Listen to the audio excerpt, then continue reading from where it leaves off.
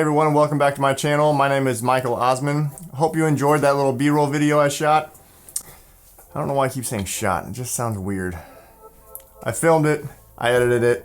First time doing a product video or anything like that. I decided to give it a try because I applied for a job at a major ammunition company. You might be able to tell from the video who it was, maybe not. I never heard back from the job. I do believe the position was already filled when I applied for it. It said to apply by this date, but it was already a couple weeks past and the job posting was still up, so I just applied anyway. But whatever, I figured, you know what, they were looking for a videographer for social media stuff. I was like, well, I'll give a video like this a shot, kind of see what I would do if I was gonna be shooting for an ammunition company. So the video that I shot was pretty cool. I mean, I don't know, I guess I thought it was cool. I don't know if you guys do or not.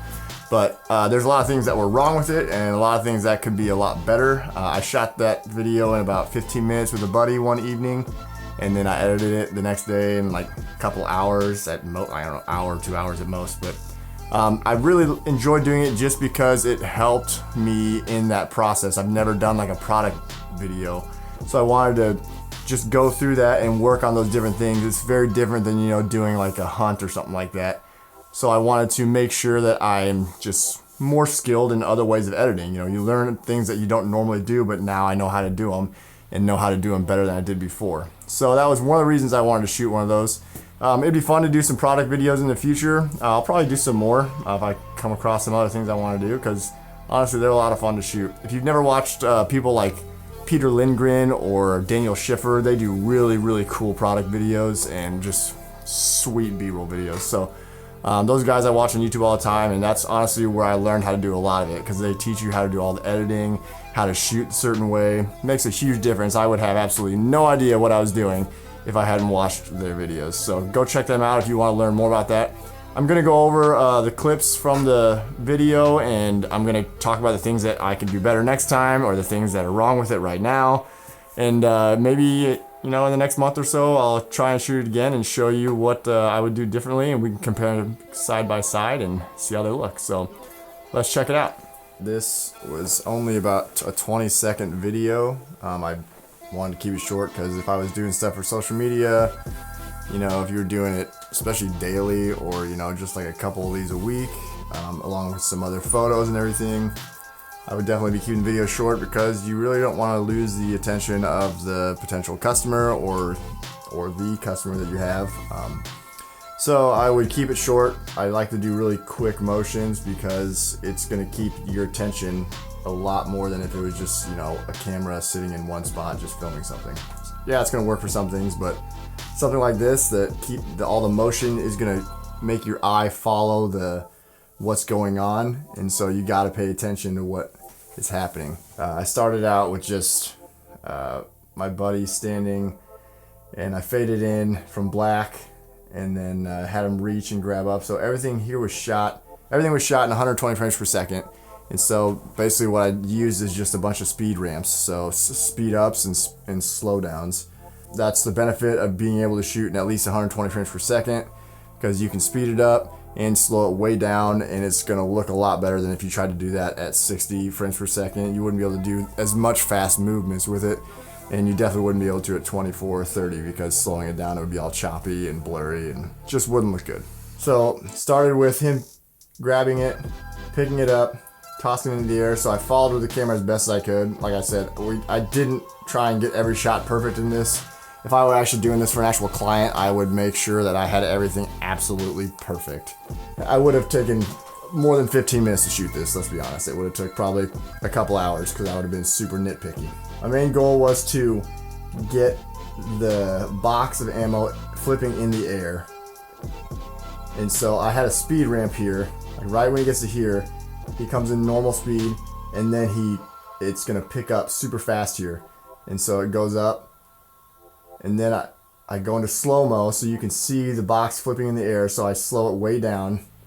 And then right when he catches it, right here, I actually did a speed ramp right here. I went from super slow motion to 2 times normal speed.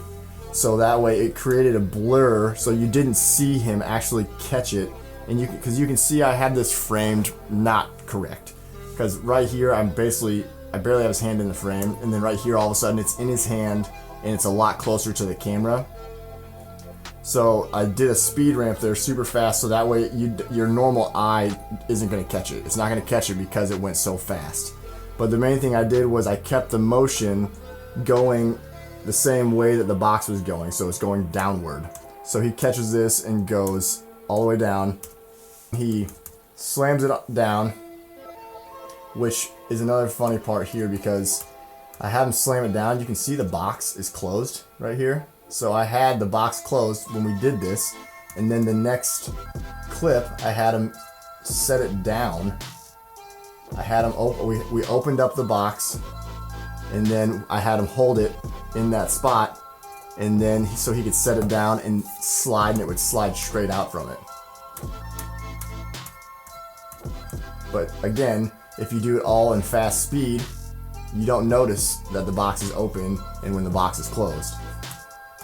So he slides that open, and then after we did that, we went to this next shot here, and again, you can see exactly where the box is on this clip. It's a lot farther back, and then the next clip is a lot closer. So I would have more than likely tried to shoot this enough where I could have got this part closer to the box and in the same exact spot, so that way the next shot doesn't look like it was a completely different time. But I wanted to get a good close-up here, so that way when he went and grabbed the bullet, it would be nice and close and framed, and it would have a good focus on it.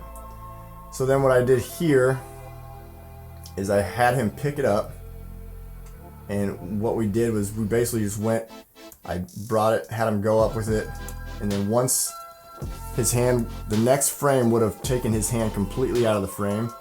So I cut it right here and did another speed ramp. So this one was going in slow motion, and then the next one went into fast speed. So I had it 2 times normal speed.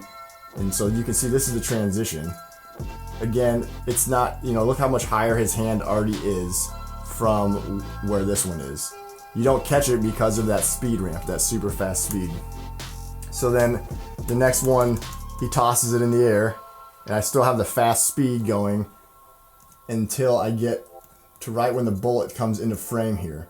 So when the bullet comes into frame, I go back into a slow-mo, and then I speed ramp it again, all the way until he gets to right here, and then I go back to slow motion again.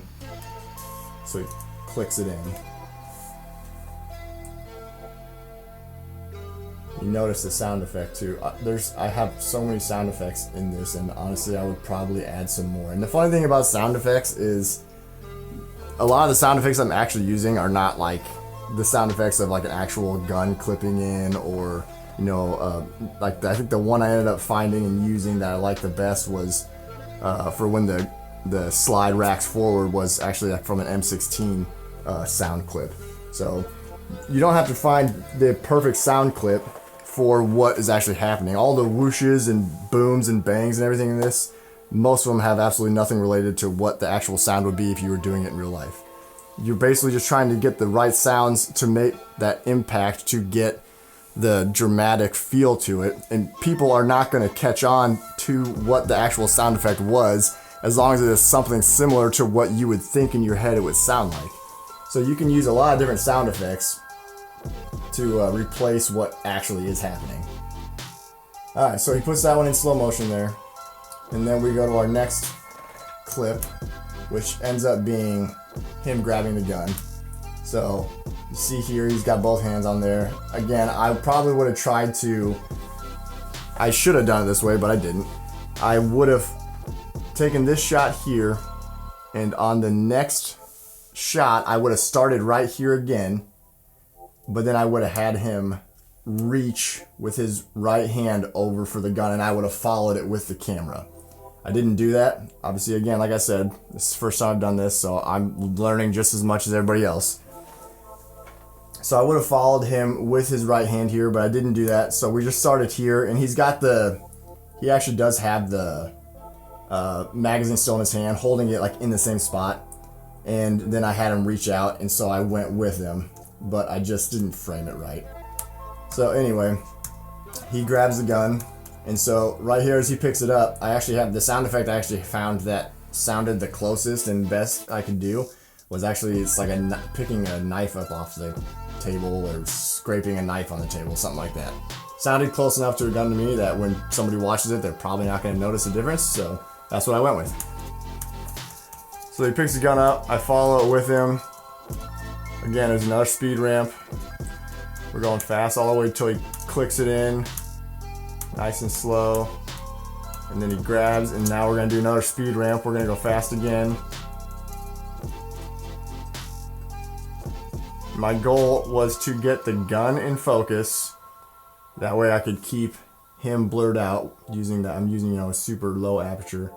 So I was able to keep him blurred out, but yet still visible. So you can still see his face. You can still see like the person.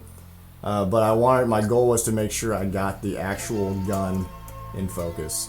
Now, this whole entire thing, when I shot the entire thing underexposed. So the whole thing's underexposed. And I did that because I was trying to keep it as dark as possible. Obviously you can see the background is a camouflage hammock, which is obviously not the most professional. I don't have any background screens or anything like that. I'm actually planning on buying some because I would like to do some more of this stuff, and it would look way better and way cooler if I had a black background and I didn't have to completely try and blow out, underexpose my image just to try and make it look a little bit better. I would still probably have it a little bit darker in general, just because I like the feel of it for this type of clip, but I definitely wouldn't have had all this near as dark as I do. I would have brightened it up a little bit because obviously you can see like the details of the gun. There's not a whole lot of great detail on the side of the gun because it's so dark. But something you learn with, and a lot of times when you underexpose certain parts of videos, especially if it is dark already, you can get things to like black out. So it does help hide stuff in the background. And that's what I was kind of trying to do with this one. But it turned out okay. I had fun with it. It was a pretty fun thing to do, and I'll definitely do some more of them. But yeah, definitely a lot of things that can be a lot better, but for a first try, I'm not mad about it at all. So I ended up with like the last sound effect is, like the gun going off, and the sound I used it's just an explosive boom. It's like some sort of bomb explosion. And I ended up adding a couple audio effects to it, like some reverb to it to try and make it bigger. I turned the volume up quite a bit. I ended up using a channel EQ and EQ'd the bass up a little bit more to try and get more of a boom. It was pretty good. It wasn't the perfect sound I wanted. Like I was trying to get a little bit more impact, but it was just what I had found at the moment, and it was good enough for this first attempt for fun. So yeah, there's a lot of sound effects in here that are just, definitely different, but you just gotta find the sound effects that kind of match with what you think it would sound like if it was gonna be dramatic. Think of like movies and shows when they have all these dramatic moments and you hear these sound effects, and it draws your ears in just as much as the actual video draws your eyes in. And then I just had music playing at a lower level through the whole thing. I had one spot here where I wanted that big boom explosion. I dropped the sound level, and then when the text faded in, I brought the volume back up a little bit. And I actually have, like right here, I used wind. So the sound effect is literally just like wind, wind blowing. And which is kind of funny because it's inside, but it was more just to try and add that dramatic kind of build to the explosion. And then I ended up using the wind in the end again for the sound effect. So let me know what you guys thought of the video. I had a lot of fun shooting it. Hopefully you enjoyed it, and hopefully you learned just as much as I did from shooting it. Obviously I don't know everything about this stuff, and I'm trying to get better at it. So that's why you gotta practice. That's what I was doing. I had never done anything like it before, so I figured I'd give it a shot. Had a lot of fun doing it, and definitely gonna do some more. I'm definitely gonna try and get some better backgrounds, and so that way I can get it to look even better, and just keep practicing the editing and the shooting, and that's all you can do is just keep practicing and get better and better and better. If you enjoyed it, hit that like button. If you have any questions or any encouragement or anything that I should change, let me know if you saw something that would be cool or something that I can do better at.